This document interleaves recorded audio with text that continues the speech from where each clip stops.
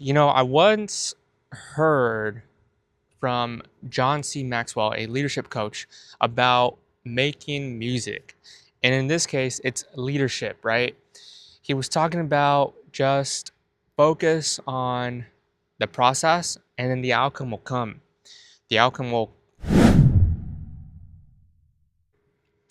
Hey everyone, Hundreds the Brazilian here with the Resilient Path of Alejandro, also with Resilient Physique Training here, established 2025 in the San Francisco Bay Area. I hope all of you are doing well. I once heard from John C. Maxwell, a leadership coach, about making music. And in this case, it's leadership, right? He was talking about just focus on the process and then the outcome will come. The outcome will reinvent itself, or it would create itself, it would start to build itself. And you have to find yourself as the orchestrator of making that type of music. And I found that to be very interesting. Whenever I talk to someone or I'm talking to a group of people and we're talking about leadership, that's an example I always tend to bring. And why am I bringing this up in this video? Well, in this video, I want to talk about focusing on the process rather than the outcome. This morning, I found myself sore. I found myself quite a bit not as motivated as usual, low energy, a slight little migraine. And quite frankly, I realized maybe yesterday I pushed myself a little bit too hard, or I had to take a look at my rest. So whatever it can be, or whatever it may be, that's something I'm going to be doing. Be doing some self-reflection after this video. But I just want to talk about 3 things as to why you need to focus on the process rather than the outcome. And the first reason why is because the process is something we're able to control much more than the outcome. And you have to understand that. Okay. Later in some videos, I'm going to be talking about physique inflation, but also you can apply this to career development. You can apply this to wherever you are in life, right? Whether you feel like you're 10 years behind, 5 years behind, 1 year behind, comparison is always going to be the thief of joy. And so I've had to catch myself, not comparing myself to others. And yeah, I mean, it's maybe subconsciously it happens, but you have to be self-aware. And I've had to do better at that, get better at that. But again, you have to understand wherever this idea pertains to you in your life, you have to understand that you have to continue to work, and you have to continue to put in that time, that effort, and it's going to take time. I was just listening to a video about kind of surrendering, relinquishing certain times, certain ideas, right? Maybe even our own will that we talk about, that we feel this should be our time, or next year should be our time.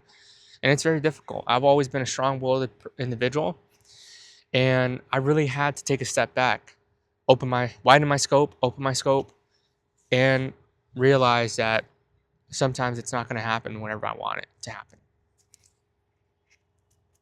Checking around here, lovely park we are in today right now. The second reason is, let me take a look at my notes here real quick. Just want to make sure I'm looking at it. The process builds habits, and I think that's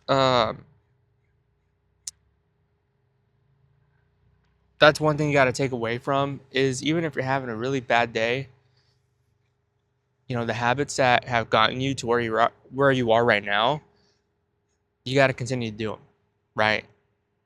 And I'm sure they've helped. They've helped me quite a bit. There's a lot of different things I don't do. There's a lot of different things I have incorporated into my life, not just because of fitness, but because of just life in general, that I believe is a value of mine. So for example, this morning, I really didn't want to go for a walk, but I'd say, you know what, let me at least get 15 to 20 minutes of steps in.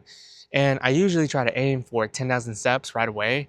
But quite frankly, it's been really difficult having to go home, making breakfast, and then just doing that whole thing. It takes a long time. So, one idea that I thought about and that was also brought up to me that some other people do is doing your walks in 15-minute intervals. And so just think about it, doing a 15-minute walk in the morning, then the mid morning, then lunch, and then so forth, right? And I think that's good too because it helps you also clear your mind, helps you stay sharp, and and quite frankly, for me, there's nothing better than to be with nature. And you know, it would be nice if we were next to a beach or water, but it's totally fine.